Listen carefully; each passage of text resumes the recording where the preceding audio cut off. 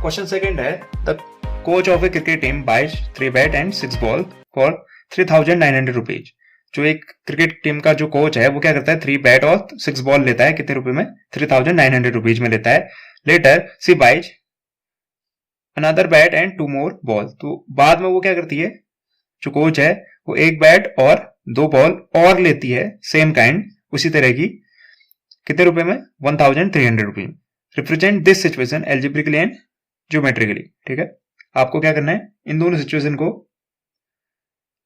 Algebraically और geometrically represent करना है।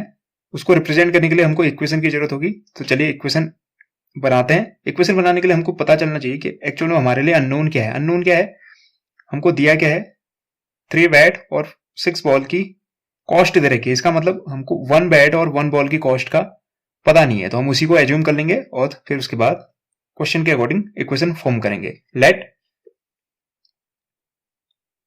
Cost of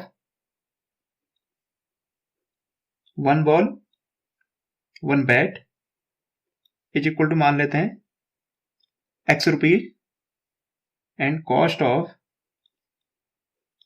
1 ball is equal to y rupees. So according to the question में क्या कहा गया है, क्वेश्चन में ये कहा गया है 3 बैट। अगर 1 बैट की कीमत x है तो 3 बैट की कितनी होगी, 3 इंटू एक्स। 6 बॉल, साथ ही साथ उसके साथ 6 बॉल है, एंड बोला है, एंड मतलब प्लस 6 बॉल्स, कितनी, 6 बॉल्स हैं। एक बॉल की कीमत अगर y है, 6 बॉल की कीमत 6y। तो टोटल कितनी कीमत देता हूं, क्रिकेट टीम का जो कोच है वो कितनी कॉस्ट, कितनी कीमत देता है इसका, 3,900। यानी इन दोनों को मिला के उसको इतना रुपए पे करना पड़ता है, 3,900 रुपीज। तो इससे मुझे एक इक्वेशन मिलती है जिसको मैं कह देता हूं इक्वेशन 1। ऐसे ही दूसरी सिचुएशन के अलावा दूसरी सिचुएशन क्या कहती है, दूसरी सिचुएशन कहती है अगर वो 2 बॉल और लेती है, 1 बैट और 2 बॉल। 1 बैट की कीमत है x, 2 बॉल की कीमत है कितनी हो जाएगी, 2y। तब वो कितने रुपीज पे करती है, तब वो रुपीज पे करती है 1,300 रुपीज। तो इससे मुझे इक्वेशन सेकंड मिलती है। अब मुझे क्या करना है, इसको ग्राफ में रिप्रेजेंट करना है। ग्राफ में रिप्रेजेंट करने के लिए मुझे ये समझ में आना चाहिए, ग्राफ में तब रिप्रेजेंट होगा, ये दोनों इक्वेशन लाइन को रिप्रेजेंट करती है, ये एक लाइन है, ये एक लाइन है। तो अगर मुझे इसको रिप्रेजेंट करना है तो मुझे x की एक वैल्यू को ले, लाइन कैसे रिप्रेजेंट होती है, जब मेरे पास क्या हो, 2 पॉइंट हो।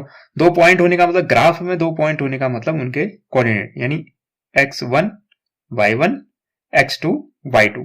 तो मुझे क्या करना पड़ेगा, इनके कोऑर्डिनेट ढूंढने पड़ेंगे।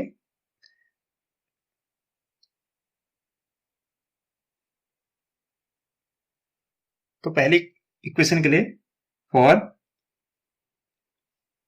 3x plus 6y equal to 3,900 के लिए, यहां से अगर मैं y की वैल्यू निकालना चाहूं तो y की वैल्यू क्या होगी, 6y इज इक्वल टू 3,900। ये 3x क्या हो जाएगा, यहां जाके दूसरी तरफ जाके माइनस हो जाएगा। ऐसे ये 6 डिवाइड में, मल्टीप्लाई में है तो दूसरी तरफ जाके हो जाएगा डिवाइड, यानी y इक्वल टू आएगा 3,900 माइनस 3x अपॉन 6, ये आएगा। अब इसी को अगर और अच्छे से लिखना चाहें तो हम क्या लिख सकते हैं, किससे डिवाइड हो सकता है, 3 से। ये सारे टर्म 3 से डिवाइड हो सकते हैं। तो अगर मैं 3 से डिवाइड करूं तो यहां इससे अगर मैं 3 कॉमन ले लेता हूं तो 3 कॉमन लेने पे क्या आएगा, ये आएगा 3 कॉमन ले लिया, ये बनेगा 1,300, ये 1,300 बनेगा, माइनस ये बन जाएगा x डिवाइडेड बाई ये नीचे क्या था, 6। तो इसको सॉल्व करेंगे तो बन जाएगा मेरा 1 बाई, ये बनेगा 1 और ये बनेगा 2। तो अब इसको रिप्रेजेंट कर देते हैं टेबुलेट फॉर्म में। तो ये मेरा हो जाएगा x और यहां पे y। y इक्वल टू क्या है, y इक्वल टू है finally 1,300 minus x divided by 2। अब मुझे क्या देखना होगा, मुझे x की कोई ऐसी वैल्यू रखनी होगी ताकि y मेरा सिंपल आ सके। तो क्योंकि ये बहुत बड़े नंबर हैं तो मुझे वैल्यू भी कुछ बड़ी रखनी होगी। तो पहली वैल्यू अगर मैं रख दूं 0, पहली वैल्यू अगर मैं 0 रख दूं, x इक्वल टू 0 रख दूं, x इक्वल टू 0 रखने पे y क्या हो जाएगा, y इक्वल टू है क्या, 1,300 माइनस x अपॉन 2। तो x की जगह पे मैंने क्या रख दिया, 0। ये मेरे ऊपर डिपेंड करता है कि मैं क्या रखूं। आप चाहें तो कुछ भी रख सकते हैं, चाहे तो 100 रख दें, 200 रख दें, 300 रख दें, सपोज अगर मैं x इक्वल टू 0 रखूं तो ये टर्म हो जाएगा 0, तो बचेगा क्या 1300 डिवाइडेड बाई 2। 1300 डिवाइडेड बाई 2 कितना होगा, 2 6 जा 12, 1 और 10 बनेगा, 2 5 जा 10 यानी 650। ऐसे अगेन मैं अगर क्या रख दूं, अगर मैं रख दूं 1300 ही रख दूं, 1300 ही रख दूंगा तो क्या होगा, 1300 में से 1300 माइनस होगा, 1300 में से 1300 माइनस होगा, बन जाएगा 0। 0 अपॉन समथिंग होता है 0। ऐसे ही मुझे कोऑर्डिनेट क्या मिले, यहाँ पे मुझे कोऑर्डिनेट मिले 0, 650 पहला कोऑर्डिनेट, दूसरा कोऑर्डिनेट मिला मुझे 1300, 0। तो इसको कोऑर्डिनेट, इस कोऑर्डिनेट का नाम मैं दे देता हूं पॉइंट ए, इसका नाम कोऑर्डिनेट का पॉइंट दे देता हूं मैं पॉइंट बी। ठीक है, ऐसे ही मेरे पास दूसरी इक्वेशन क्या थी, दूसरी इक्वेशन थी मेरी x minus 2y equal to 1300। तो यहां से मेरी y की वैल्यू क्या आएगी, अगर मैं y निकालना चाहूं तो y इक्वल टू आ जाएगा मेरा 1300 माइनस x, तो y इक्वल टू आ जाएगा 1300,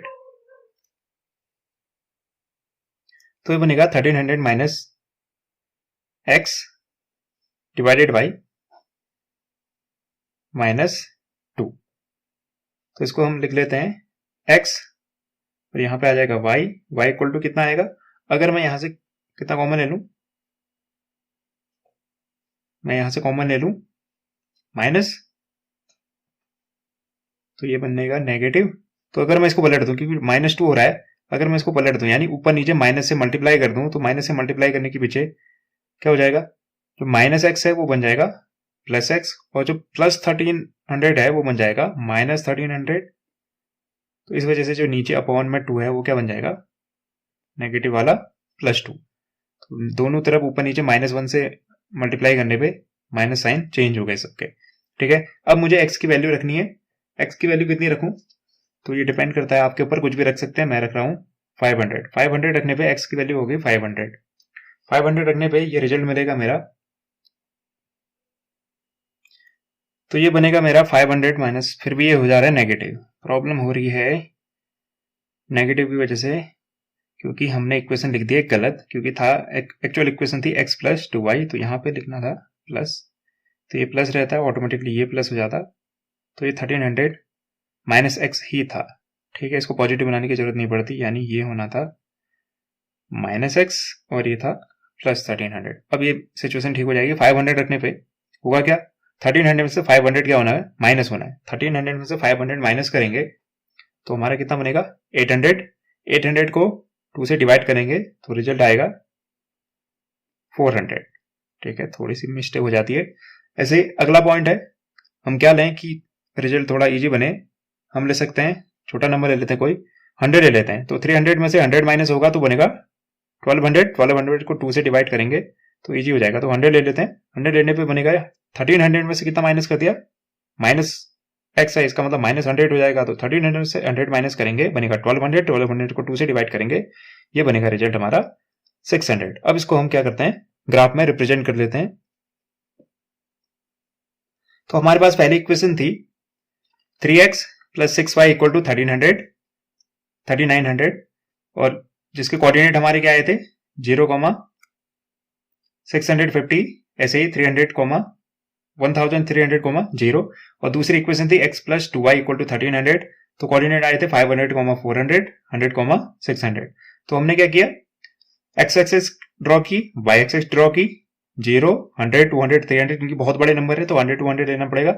ऐसे ही इस तरफ भी 100, 200, 300। अब हमने क्या किया, पहला पॉइंट हमारा था जो a पॉइंट था 0, 650। x की वैल्यू क्या है 0, x की वैल्यू 0 होती है y एक्सिस पे, तो हम y एक्सिस पे ढूंढेंगे 650। तो 100, 200, 600 और 700 के एग्जैक्ट बीच वाली जो लाइन होगी, हाफ वाली लाइन जो होती है, वो दिखाएगी हमारी 650। तो ये बन जाएगा पॉइंट 0, 650। ऐसे ही अगला पॉइंट था 1300, 0। तो क्या 0 है, y 0 है, y 0 होता है x एक्सिस पे, तो यहां से चलेंगे हमको मिलेगा 1300, 0।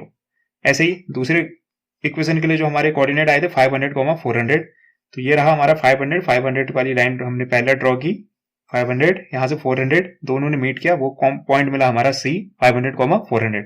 ऐसे ही अगला कोऑर्डिनेट था 100, 600, तो यहां से हम 100 वाली लाइन पैरेलल लाइन ड्रॉ करेंगे और यहां से 600 जो मीट करेगी जहां पे जिस पॉइंट पे, वो पॉइंट होगा हमारा पॉइंट डी 100, 600। तो इन सारे पॉइंट को हम क्या कर लेते हैं, मिला लेते हैं। पहले रेडी मिला लेते हैं।